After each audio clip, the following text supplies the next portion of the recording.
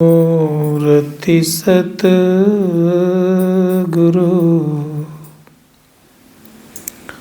मिलवै सर्वाधार। मंगलमय मंगल करन बिनवा बारंबार।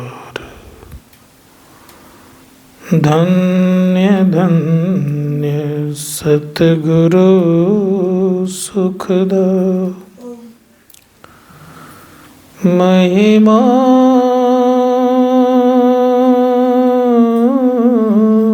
कही न जाए।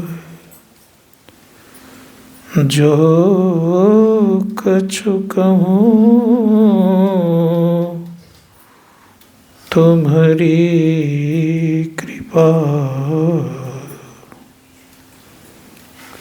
मोते कछु न बसाए।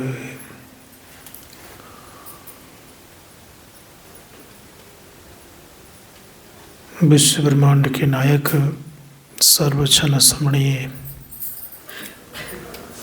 सदगुरु द्वय के पावन श्री चरणों में कोटि सा नमन। मंचस्थ सभी पूज्य बाबा गणों को भी मेरा बारंबार नमन। परम श्रद्धेय हमारे लखन बाबू समिति के पदाधिकारीगण, प्रमादरणीय साधक वृंद, समवेत समादरणीय सज्जन वृंद, आदरणीय माताओं तथा भक्तिमती बहनों,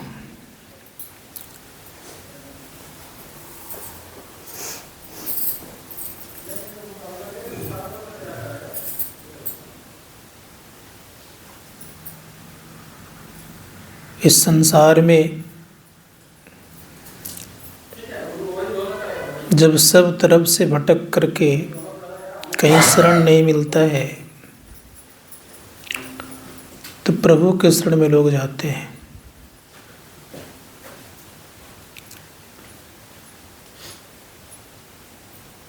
और प्रभु के शरण जाने पर फिर भी कुछ न कुछ अपना दिमाग लगाते रहते हैं। भगवान का भजन करते हैं तभी सोचते हैं अच्छा होगा कि नहीं होगा पता नहीं, संशय में रहते हैं। जब शरण ही पकड़े तो संशय क्यों? लेकिन ऐसा होता नहीं है, संशय में डूबे रहते हैं। यद्यपि ये बात सत्य है कि प्रभु सर्व समर्थवान होते हैं, मान भी रहे हैं कि प्रभु समर्थवान है, फिर भी प्रश्न कर रहे हैं क्या होगा कि नहीं होगा। इस सबके जीवन में दो तरह की स्थिति रहती है। एक मन कहता है हो जाएगा, दूसरा कहता है नहीं नहीं होगा। ये सबके जीवन में। केवल रावण का भाई विभीषण ही नहीं है, हम आप भी उनके भाई हैं, इसमें कोई संदेह नहीं है। राम के भक्त हैं विभीषण जी, लिखे भी राम हैं, सनातन को मानते भी हैं, अब प्रभु के शरण में भी आ गए हैं। भगवान शरणागत को शरण भी लगा लिए हैं। तब भी भगवान को देख करके कहते हैं कि भगवान उस दुरांत राक्षस से अर्थात बलवान राक्षस से कैसे आप लड़िएगा? साधारण तो वो है। उनके पास तो सबसे पहली बात तो ये कि रथ है, दूसरी बात है कि सारे आयुध हैं उनके पास, तीसरी बात यह है कि उनके पास कवच है, और चौथी बात यह है कि सब कुछ से वो सुसज्जित हैं। आपके पास तो प्रभु कुछ नहीं है। आपके तो पैर में जूते भी नहीं है, चरण पादुका भी नहीं है, साथ ही साथ कवच भी नहीं है।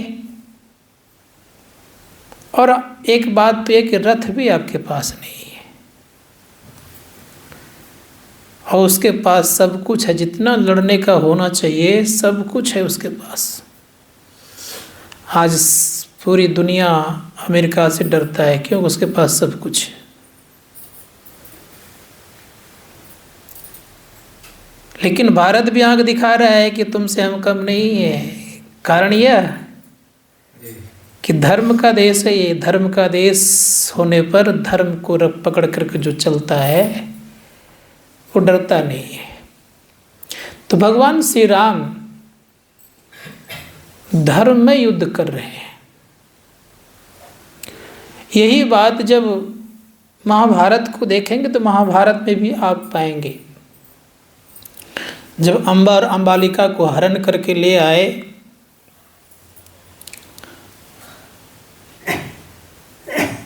तो एक ने कहा कि मैं तो स्वीकार करूंगी नहीं, और उनको सकुशल पूर्वक भेज दिए, लेकिन उसने भी स्वीकार नहीं किया जिनके पास भेजा। ये आके कहती हैं कि आपने मुझे हरण करके लाए हैं, आप मुझसे शादी कीजिए। भीष्म पितामह कहते हैं मैं तो बाल ब्रह्मचारी हूँ, मैं तो युद्ध नहीं करूँगा और मैं शादी भी नहीं करूँगा, कब मुझसे ये सब काम नहीं होगा। गए उनके गुरु के पास, उनके गुरु का नाम था परशुराम। परशुराम के पास गए तो परशुराम को सारी बातें कही गई, कहा इसका जीवन तो बर्बाद हो रहा है, कुछ तो करिए। बुलाया गया, भीष्म पितामह गए, तुमने इसकी ज़िंदगी बर्बाद किए हो, इसलिए इसके साथ शादी करो, मेरा आदेश है। खा गुरुदेव सब आदेश तो पालन कर सकता हूँ, लेकिन ये आदेश पालन नहीं कर सकता हूँ, क्योंकि मैंने पिता को वचन दे दिया है। कहा तब हमसे युद्ध करना पड़ेगा? कहा कि स्वीकार है गुरुदेव, युद्ध कर सकता हूँ लेकिन शादी नहीं कर सकता। रथ लेकर के आ गए, सारे रथ के जितने होते हैं उस रथ पर रखे हुए अस्त्र शस्त्र। भीष्म पितामह कहते हैं गुरुदेव कवच पहन लीजिए, रथ ले लीजिए। तो बड़े प्रेम से कहते हैं परशुराम, और भार्गव भी कहते हैं, कहते हैं कि देखो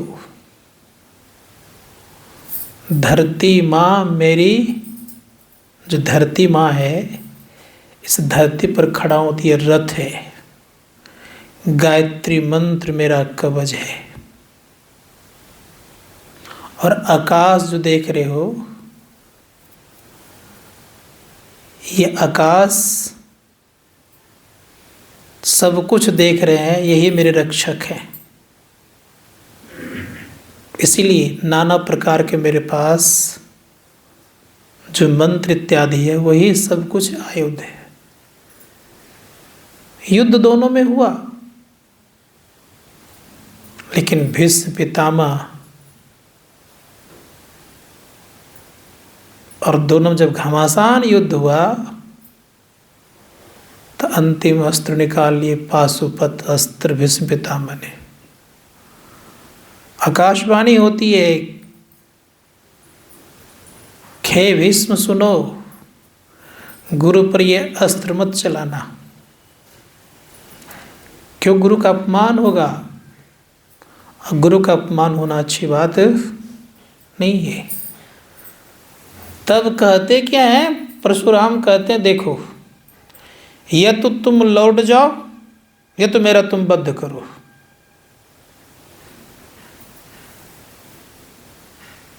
शिष्य कहते हैं, अर्थात भीष्म पितामह कहते हैं गुरुदेव मैं अपनी इच्छा से तो युद्ध नहीं कर रहा हूँ, आपकी इच्छा रखने हेतु मैं युद्ध कर रहा हूँ।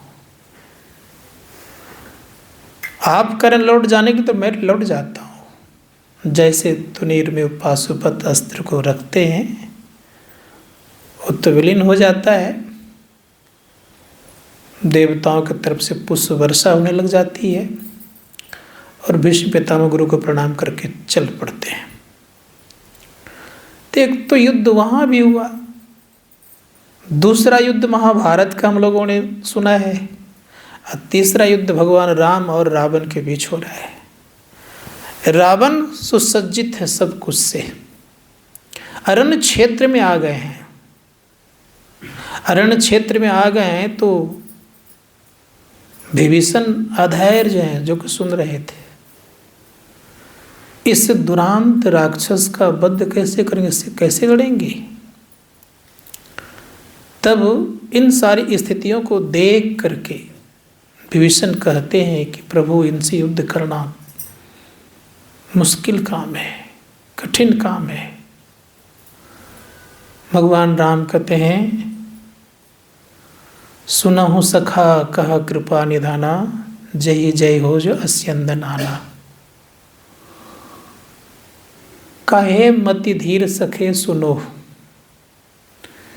जिससे विजय होता है वो दूसरा ही रथ है। वो रथ कैसा है, तो बड़े प्रेम से भगवान श्री राम कहते हैं सौरज धीरज तेहि रथ चाका, सत्यशील दृढ़ ध्वजा पताका। उस रथ के जो पहिए हैं और चक्के और पताका है किसका जानते हो, का सौरज और धीरज। ये दो क्या है, तेहि रथ चाका, ये दोनों चक्का है, पहिया है। सत्यशील दृढ़ ध्वजा पताका, पताका होता है जो ऊपर में लगाते हैं रथ के ऊपर। सत्य शील और दृढ़ का ये ध्वजा पताका है। सत्य चाहिए, सत्य में शील समाया हुआ है।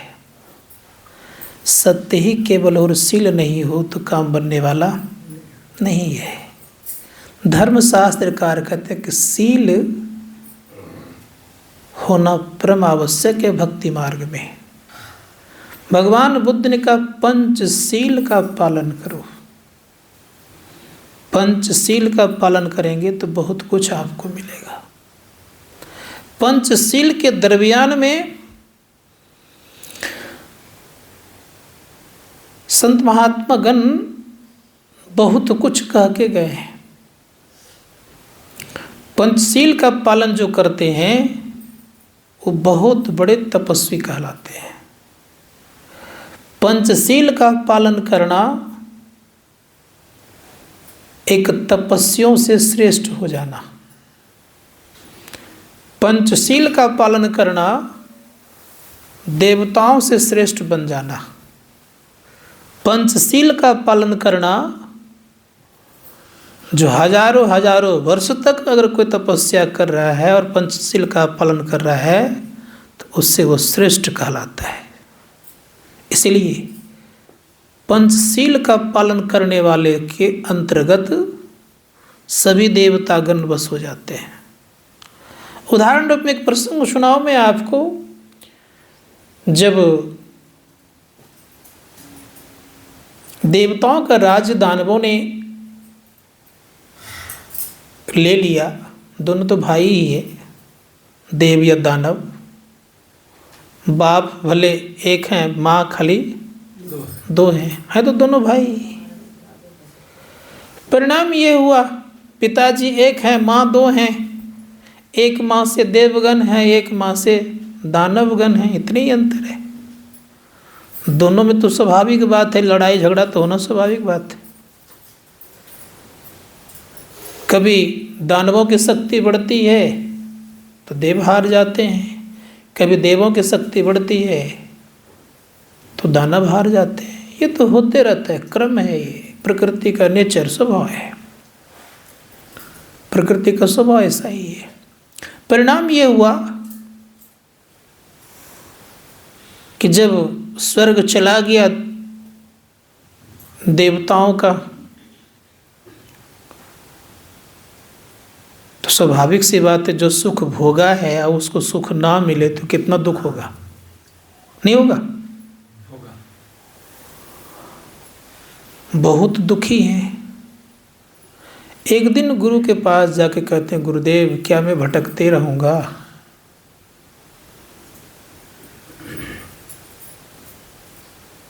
गुरु बृहस्पति कहते हैं कि देखो इंद्र, अगर तुम्हें राज्य को लौटाना है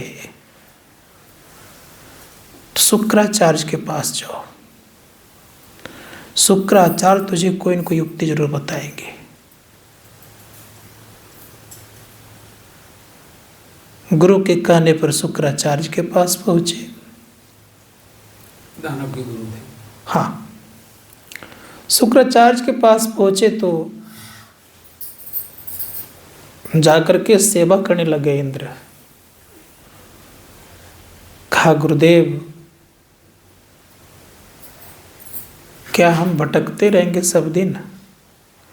किन्हीं का गुरु कभी लोगों का अहित नहीं करता है, अगर सच्चे में गुरु है तो।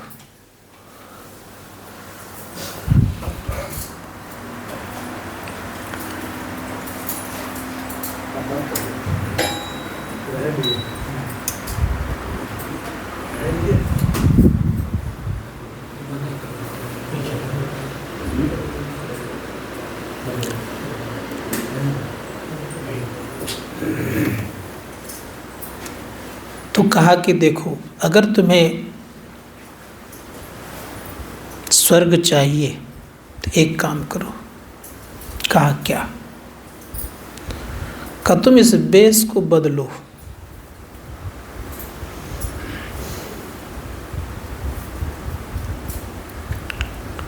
वेश को बदल करके छद्म वेश में आओ और जाकर के प्रहलाद का सेवा करो।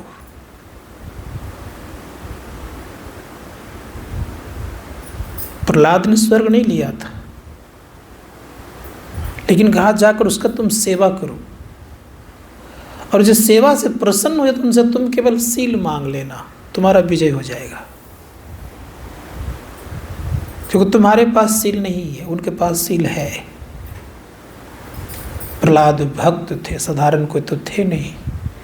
भगवान विष्णु और माँ लक्ष्मण पर सदा प्रसन्न रहते थे। छद्म वेश में आए और जाके भरपूर सेवा किए। सेवा करते करते जब एक दिन अपने आप कहते हैं कि तुम्हारे पर आज मैं बहुत प्रसन्न हूँ, मांगो क्या मांगते हो। जैसे कहा, मांगो क्या मांगते हो, तो तत्क्षण कहता है कि मुझे सील चाहिए। कहा, क्या तुम इंद्र हो? अपने वेश में आ जाओ। जैसे अपने वेश में आया, कहा, तुमने सेवा करके प्रसन्न किया है, मांगा है, तुम्हें दूंगा जरूर। जैसे सील दिया तो प्रहलाद के शरीर से बल निकलता है। पूछते हैं प्रहलाद कि तुम कौन हो? कहा, मैं बल हूँ। कहा, कहाँ जाओगे? कहा, जहाँ सील रहता है वहाँ बल रहता है। बल विवेक दम परहित घोड़े, क्षमा कृपा समता रज जोरे। बल निकला। फिर दूसरे में निकलते हैं विवेक। कहा, तुम कौन हो? कहा, मैं विवेक हूँ, बुद्धि हूँ। जहाँ बल वहाँ विवेक बुद्धि। तीसरे में निकलते हैं लक्ष्मी का, जहाँ ये दोनों रहते हैं वहाँ लक्ष्मी भी रहती है। और चौथे में सत्य निकलते हुए कहते हैं कि अब मैं जा रहा हूँ, जहाँ ये चार तीनों वहाँ सत्य भी रहता है, इसीलिए अब आपके साथ नहीं। प्रहलाद कहते कि जाओ। चले गए। और तब इंद्र ने फिर दानवों पर चढ़ाई की। फिर स्वर्ग उनके अधिकार में हो गए, फिर सुखपूर्वक रहने लग गए। संत महात्मा गण कहते सील का पालन करना चाहिए। सत्य सील दृढ़ ध्वजा पताका। सत्य और सील है, ध्वजा और पताका है। संत महात्मा गण कहते इतने से काम चलता नहीं है। प्रत्येक व्यक्ति को कुछ न कुछ करना चाहिए। क्या करना चाहिए? खदान परसु। ये दान जो है परशु है अर्थात फरसा है। बुद्धि शक्ति प्रचंडा, कहा कि बुद्धि जो है शक्ति प्रचंड रूप से क्या कहते हैं, बहुत बड़े आयुध है ये। विरति चर्म, ज्ञान विज्ञान को दंडा, का अनुभव ज्ञान सबसे बड़ा विज्ञान से कहते हैं, अनुभव ज्ञान वो सबसे बड़ा है। क्या है वो? धर्मशास्त्र करते, इनसे बड़ा संसार में और कोई रक्षा करने वाला नहीं है। धर्मशास्त्रकार ने कहा ये सब चाहिए, दान करने चाहिए। दान परशु का काम करता है। भगवान परशुराम के पास फरसा था, तो फरसा के आधार पर वो किन्हीं से हारे नहीं। उनका नाम पूर्व का था राम, फरसा पकड़ ली तो हो गया परशु राम, और किन्हीं से हारे नहीं। उन्होंने ही सहस्त्र अर्जुन का वध किया, सहस्त्र अर्जुन का वध किया था, यद्यपि बहुत शक्तिशाली था। धर्मशास्त्रकार कहते हैं कि व्यक्ति को कुछ न कुछ दान करना चाहिए। दान में बहुत तरह का दान आता है। धर्मशास्त्रकार कहते हैं कि दान करते हैं तो आपके धन पवित्र होते हैं। ज्ञान का दान करते तो आपका ज्ञान बढ़ता है। धर्म का दान करते हैं तो आपका धर्म के प्रति रुचि और दिनों दिन बढ़ते जाता है। भगवान बुद्ध कहते हैं सभी धर्मों दानों में धर्म का दान श्रेष्ठ है। ये जो सत्संग भजन करवा रहे हैं आप लोग, ये सबसे बड़ा दान का काम करते हैं। ध्यान भजन करवाना ये साधारण दान नहीं है। इससे लोगों का कल्याण होता है, समाज का कल्याण तो होता ही है, मानव का कल्याण तो होता ही है, देश का भी कल्याण होता है, और साथ ही साथ याद रखिए एक न एक दिन मोक्ष की प्राप्ति होता है। इसीलिए दान करना चाहिए। धर्म के लिए महर्षि दधीची ने हड्डियां तक दान कर दिए, इसलिए दान करना चाहिए। संत महात्मा गण कहते हैं कि दान जो करेंगे तो दान किए बिना हमारी जिंदगी नहीं चलती है, हमारे इस तात्पर्य हम लोग जिंदगी नहीं चलती है।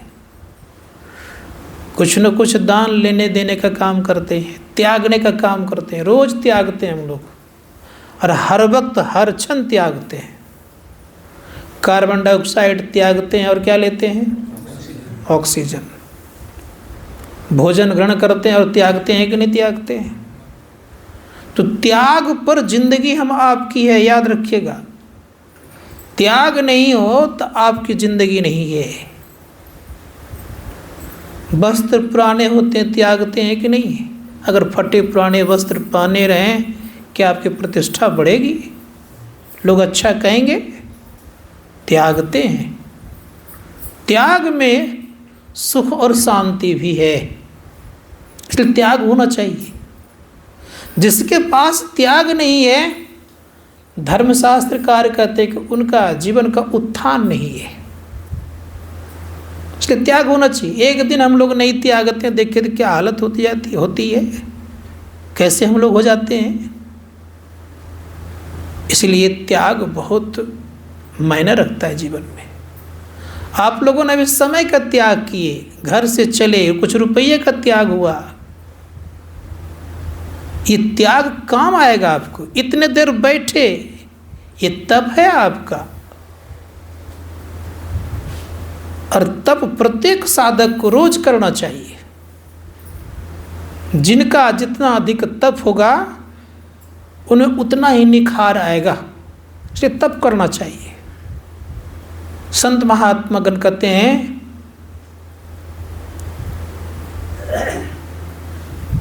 त्याग में बहुत शांति भी है। दत्तात्रेय जी महाराज ने देखा एक चिल्ल को मांस का टुकड़ा लेकर के जाते हुए, उसके चिल्ल के पीछे हजारों कौवे लग गए। अब चिल्ल बेचारा परेशान है मांस का टुकड़ा ले जा करके, जिधर उड़ रहे हैं उधर सब कौवे लग गए हैं। चिल्ल जब परेशान हो गया तो उस मांस के टुकड़े को नीचे गिरा दिए, सब कौवे नीचे आ गए। चिल्ल बड़े प्रेम से आराम से वृक्ष पर रह करके शांति महसूस करने लग गया। अगर नहीं त्यागता तो क्या उसको शांति मिलती? इसलिए त्याग तो चाहिए। त्याग बिना जीवन शांतिमय नहीं होता है, त्याग चाहिए। दत्तात्रेय ने देखा एक माताओं को मुसल और उखल से चावल निकालते हुए, तो बहुत सारी चूड़ियाँ पहनी हुई थी, तो माताएं फूटने के डर से उसमें रस्सी बांध करके रखी हुई थी कि फूट नहीं जाए। आवाज़ करेगी तो फूटेगी चूड़ियाँ, तो बांध के रखी थी। अब बांधने के बाद भी एक आध फूटने जब लग गई चूड़ियाँ, तो खोल करके एक चूड़ी कर दे। तो कहा ओ अकेले ज़िंदगी रहता है तो झंझट नहीं होता है, दो चार रहने पर बहुत झंझट होता है। तो दत्तात्रेय ने ये नियम निकाला। संत महात्मा गण कहते हैं कि जीवन सुखद और सरल तब होता है जब आप अकेले हो जाएं। जब तक ये 14 संग रहेगा, कौन कौन? 5 कर्म इंद्रियाँ, 5 ज्ञान इंद्रियाँ और 4 अंतःकरण की इंद्रियाँ, तब तक हमें परम सुख की प्राप्ति संभव नहीं और अपना पहचान भी नहीं। इसीलिए जिस दिन आप अकेले हो जाएंगे उस दिन परम सुख की प्राप्ति भी है, शांति भी है और अपना भी पहचान है, परमात्मा का भी साक्षात्कार है। इसीलिए संत महात्मा गण कहते एक होने का कोशिश कीजिए। कवच अभेद विप्र गुरु पूजा, ये समान उपाय नहीं दूजा। कह रहे हैं भगवान राम कि कवच जो है विप्र और गुरु की पूजा है, इसकी कवच को बना लीजिए। और ये कवच कैसा कवच होता है? एक प्रसंग सुनाता मैं आप लोगों को। भगवान श्री राम जब द्वारिका में रहने लगे, द्वारिकाधीश के नाम से जानने लग गए। और जब द्वारिकाधीश के नाम से जानने लग गए तो एक दिन रुक्मिणी कहती है कि द्वारिका इतना सुंदर बनाए हैं, इस महल में गुरु का भोजन नहीं हुआ है, इसलिए गुरु को बुलाना चाहिए। उनके एक गुरु का नाम था, आप लोगों को मालूम होगा, दुर्वासा ऋषि। बड़े ही क्रोधी थे, इतने क्रोधी कि पग पग पे क्रोध करते थे। एक पग चले तो क्रोध करना शुरू कर दिए, किसी डरते नहीं थे। एक दिन संजोग से नारद जी ने कह दिया कि आप काशी जा कर के तपस्या कर लीजिए। तपस्या किए, कुछ नहीं मिला तो गुस्सा करके उधर से चल दिए। हम माँ से मिलने के लिए जो ही आ रहे थे तो संजोग से नारद जी से मुलाकात हो गई। अब उनको इतना जोरों से पीछे लग गए तो नारद जी जान बचा करके वहाँ से भागे और कहा कि प्रभु किसके चक्कर में हम पड़ गए हैं। फिर समझाया बुझाया, कहा कि देखो दत्तात्रेय, बात यह है कि तुम्हारे जीवन में एक ही कमी है, और वह कमी यह है कि अगर तुम क्रोध को नियंत्रण कर लो तुम्हारा जीवन सुख में हो सकता, अन्यथा संभव नहीं है। कहा तुम्हारी बातों में आने वाला नहीं हूँ, मैं तुम्हारी बातों में आ गया तो परिणाम ये हो गया कि मेरा बहुत समय बर्बाद हो गया। कब को मैं भगवान शिव को प्रकट कर लेता तुम्हारी बातों में अगर नहीं रहता तो। तुम ऐसे आदमी हो, किसको कह रहे हैं? नारद को। तुम ऐसे आदमी हो कि किसी को कहीं कहीं बरगला देते हो, भगाते रहते हो। तो तुम्हारा काम ही ऐसा है कि तुम्हारे बातों में रहने वाला मैं नहीं हूँ। मैं चला और चल दिए माँ के पास। माँ के पास जाके कहते हैं कि माँ, नारद जब आया जाए यहाँ तो उसको यहाँ चढ़ने नहीं देना। अब देखिए कैसा है। अब अनसुईया सोचती है कि ये तो क्रोधी है, इसको कुछ कहने बनता नहीं है। फिर भी समझाती है माँ कि बेटा क्रोध मत कर। तुम भी उसी का पक्ष लेती हो। क्रोध मेरा आभूषण है, अगर क्रोध मैं नहीं करूँगा तो मेरा नाम ही दुर्वासा नहीं कहलाएगा। फिर वहाँ से वो चल दिए, घूमते फिरते रहे। तो एक गुरु उनके दुर्वासा ऋषि भी थे। रुक्मणी कहती एक बार गुरु को बुला के भोजन करना चाहिए।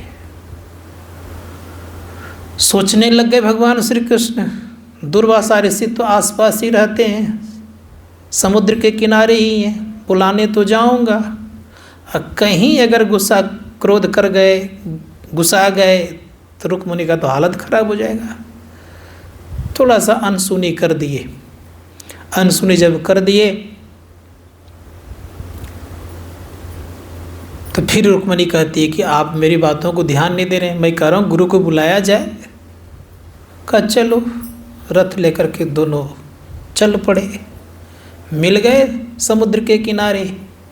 और समुद्र के किनारे मिल गए तो कहा गुरुदेव राजमहल पधारा जाए। जैसे पधारने के लिए कहा तो कहा कैसे ले जाओगे?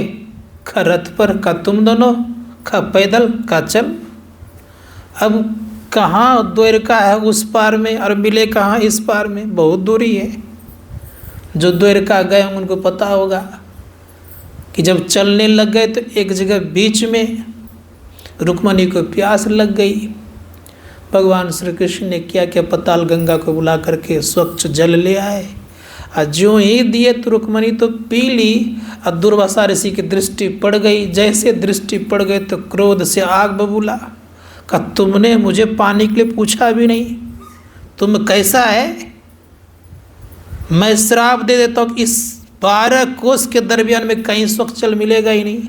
आज भी 12 कोस के दरमियान कहीं स्वच्छ जल मिलता ही नहीं, कहीं खोदेगा तो खरा जल ही निकलेगा।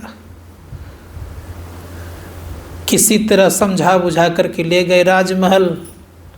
रुक्मणी कहती कि गुरुदेव क्या भोजन बनाऊं, क्या प्रसाद बनाऊं? कहा खीर बनाओ। अब खीर जब बनाए गए तो खाए बच्चे की तरह, अब पूरा थाली में जूठा ही छोड़ दिए। आदेश जारी करते हैं कि संपूर्ण खीर को भगवान श्री कृष्ण के चरणों में अर्थात शरीर में लेप करो। अब लेप करने लग गए तो लेप करते करते करते भगवान जान रहे थे कि इनके खीर में बड़ा दम है। जूठा खीर तो है लेकिन दमदार खीर है। कहीं अगर तलवे में खीर लेपवा लूँ तो जो मैंने कहा है बाली को कि तुम बदला ले लेना, तो वो बदला नहीं ले पाएगा। सब जगह तो लेपवा लिए, लगवा लिए, लेकिन तलवे में नहीं लगवाए। परिणाम ये हुआ कि महाभारत का युद्ध हुआ, और महाभारत का युद्ध के दरमियान में नाना प्रकार का अस्त्र शस्त्र चला। कहीं खरोच तक नहीं आया, लेकिन जरा नाम व्याधा का एक तीर लगा और प्राण अंत हो गया, क्योंकि वही एक अंग कच्चा था, बाकी सब के सब पक्का और वज्र के समान हो गया था। संत महात्मा कहते गुरु का सेवा और पूजा जो है ये कवच के तरह काम करता है। इसलिए संत महात्मा गण कहते हैं गुरु के समान संसार में और कोई रक्षक नहीं होते, गुरु के समान कोई और दयावान नहीं होते, और गुरु के समान कोई कृपालु भी नहीं होते। इसलिए महर्षि में ब्रह्मा जी महाराज कहते हैं मात हूँ ते बड़ी छोह करे, पिता हूँ ते अधिक भलाई है, अकुल मालिक ते बड़ी कृपाधारी, गुरु सम नाही कोई सहाय। संसार में गुरु के समान कोई सहाय नहीं हो सकते। इसलिए संत महात्मा गण कहते हैं गुरु की पूजा करनी चाहिए। कहा कि गुरु के समान संसार में और कोई नहीं होते, इसलिए गुरु की पूजा करना चाहिए, नित्य करना चाहिए। नित्य गुरु की जो पूजा करते हैं उनका जीवन सुखद और सरल होता है। धर्मशास्त्रकार कहते हैं आगे कह रहे हैं, आगे कहते हैं सखा धर्म में असरथ जाके, जिनके पास धर्म में रथ होता है उनको जीतने के लिए और कोई दूसरा उपाय संसार में नहीं होता है, इससे बड़ा और कोई उपाय है नहीं। इसीलिए भगवान बड़े प्रेम से कहते हैं, अब कहते हैं, महा अजय संसार रिपु जीति सके सो वीर,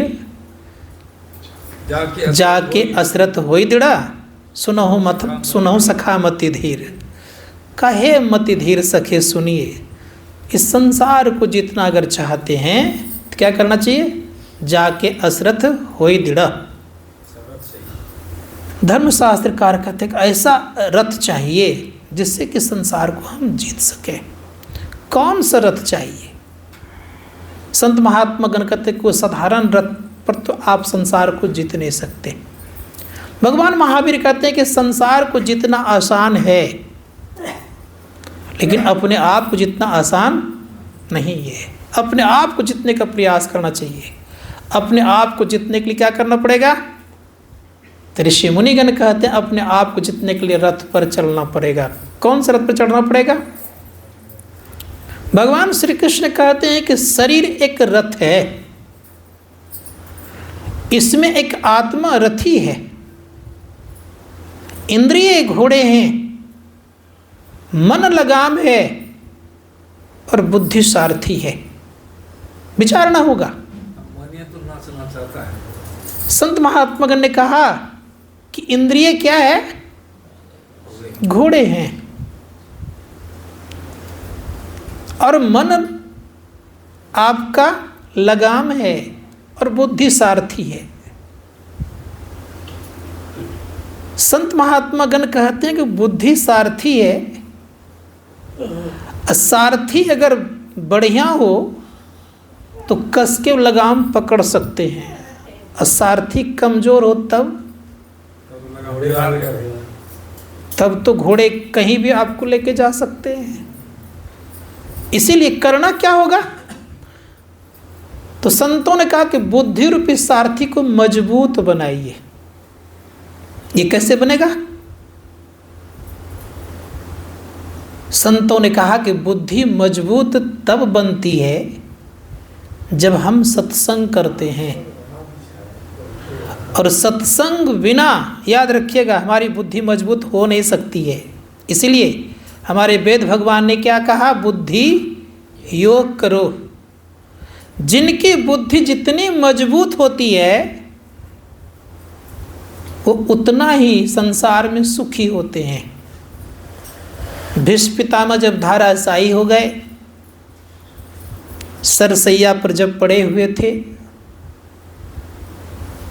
तो भगवान श्री कृष्ण उनसे मिलने के लिए गए। भगवान श्री कृष्ण को देख करके अभिवादन होता है।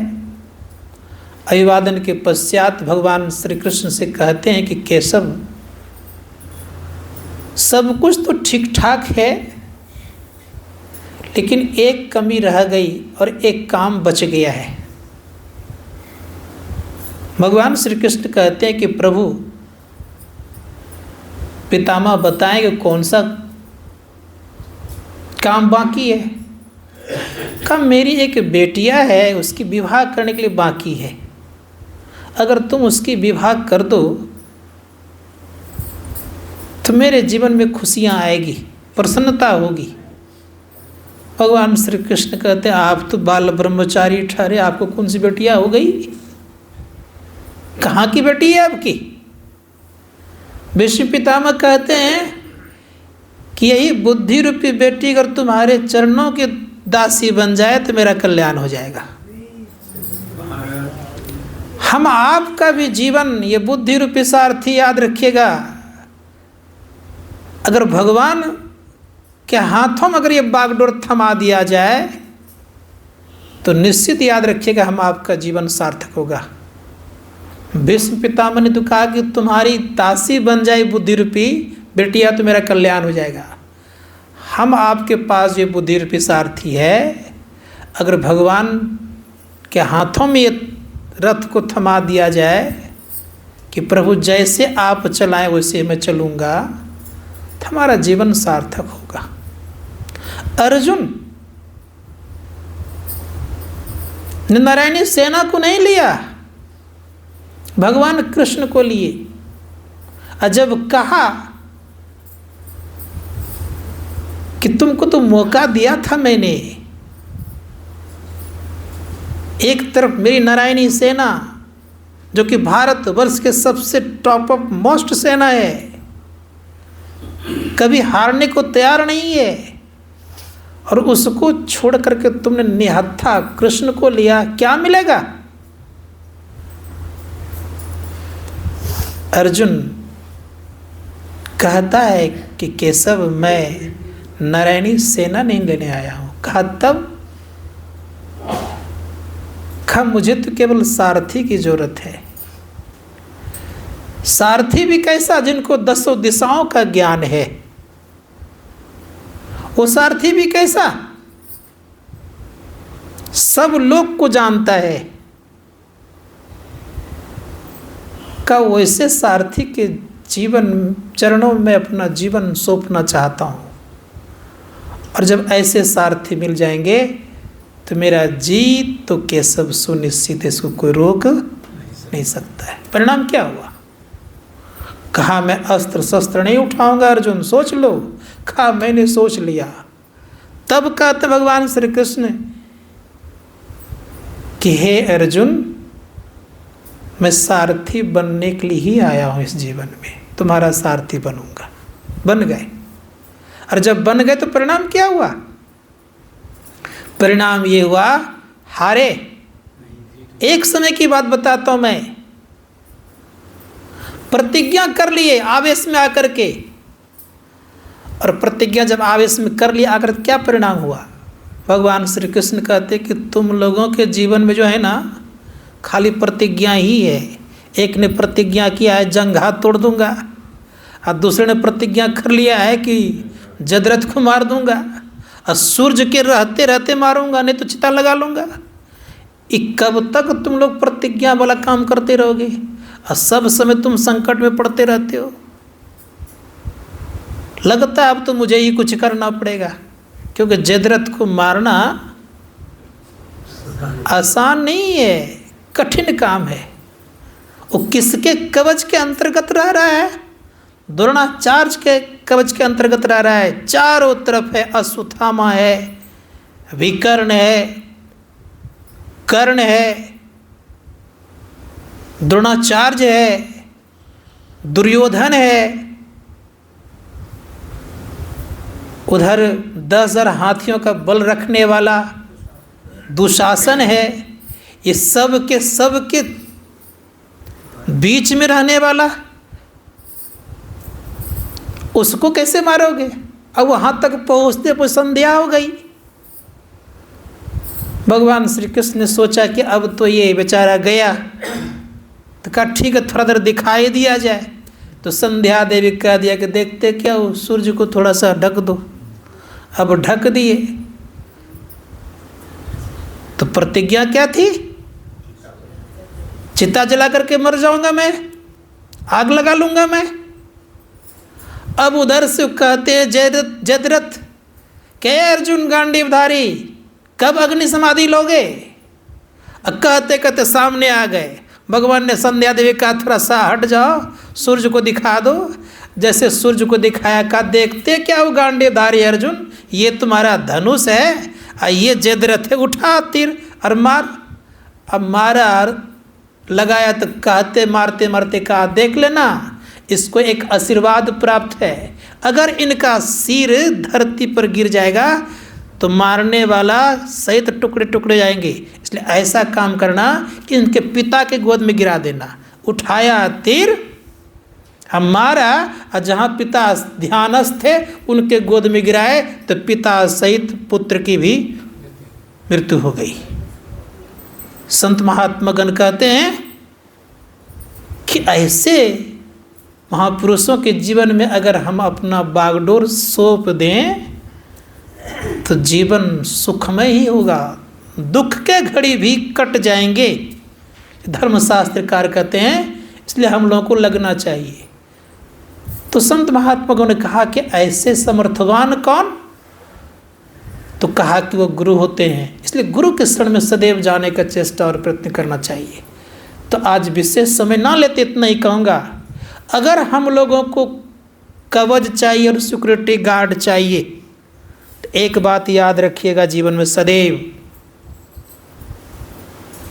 मंत्र जपना ये सबसे बड़ा कवच है, याद रखिएगा। कौन कहे हैं?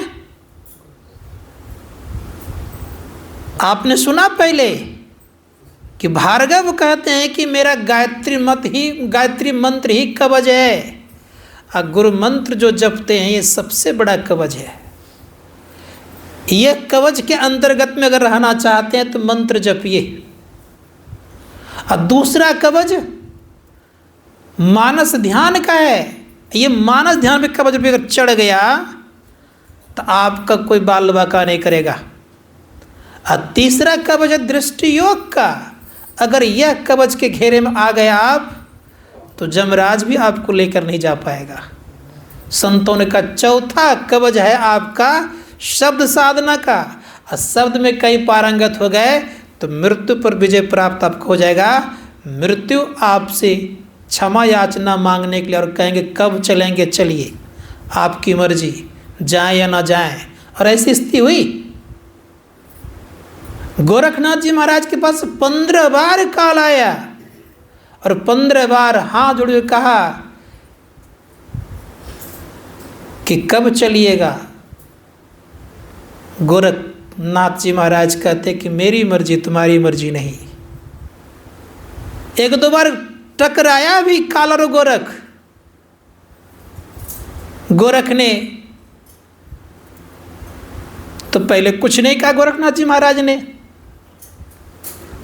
लेकिन महायोग गोरखनाथ जी महाराज जब गंगा स्नान करने जा रहे थे तो जाने के क्रम में काल मिल गया, अर्थात यमराज मिल गए। खड्डे को स्नान नहीं कर पाओगे, तुमको लेकर के ही जाऊंगा। गोरखनाथ जी महाराज कहते मैं स्नान भी करूंगा और पूजा भी करूंगा और गुरु महाराज के पास भी जाऊंगा। कहा अगर अभी मैंने कुछ नहीं किया तो रात्रि काल में तुमको और तुम्हारे गुरुजी दोनों को उठा करके लेकर चला जाऊंगा। गुरुजी को भी जैसे इस शब्द का प्रयोग किया तो गोरखनाथ जी महाराज कहते हैं कि ना मुझे ले जाएंगे ना मेरे गुरुजी को ले जाएंगे। कहा क्यों? तुम जानते नहीं हो मैं सबको मारता हूँ। उठत मारूं, बैठत मारूं, जागत सूता, और तीनों लोक में राज हमारा। कहाँ रहोगे गोरख अवधूता? बड़े प्रेम से कहते हैं गोरखनाथ जी महाराज, उठत सुमरूं, बैठत सुमरूं जागत सूता, और तीन लोक से रहूं न्यारा, तब कहलाऊं गोरख अवधूता।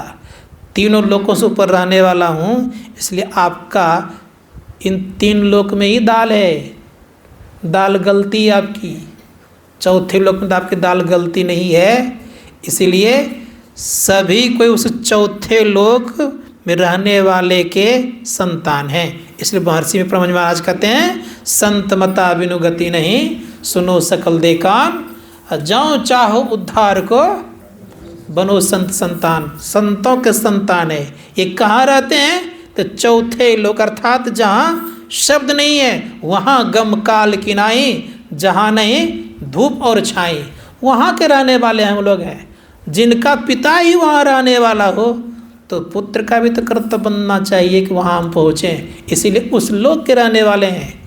कहो उस देश की बतिया जहाँ होत नहीं दिन रतिया, जहाँ दिन रात नहीं होता है, जहाँ मृत्यु नहीं होती है, जहाँ दुख द्वंद्व नहीं रहता है, जहाँ आवागमन नहीं होता है, उस लोक के रहने वाले हम लोग हैं।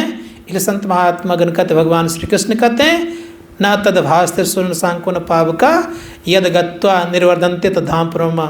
जहाँ चंद्र सूर्य तारे इत्यादि प्रकाशित नहीं होते उस लोक के रहने वाले हैं। इसीलिए हम लोगों को प्रयास करना चाहिए उस लोक में चलने के लिए। यही ध्यान सत्संग की आवश्यकता है। भगवान श्री कृष्ण कहते हैं कि जो ध्यान करेंगे उनका एक न एक दिन अवश्य परम कल्याण होकर के रहेगा। ये थोड़ा सेवा में कहा। आज साप्ताहिक भी है, गुरु कीर्तन भी होगा। बोलिए प्रेम से श्री सद्गुरु महाराज की जय। बंदगी सबको।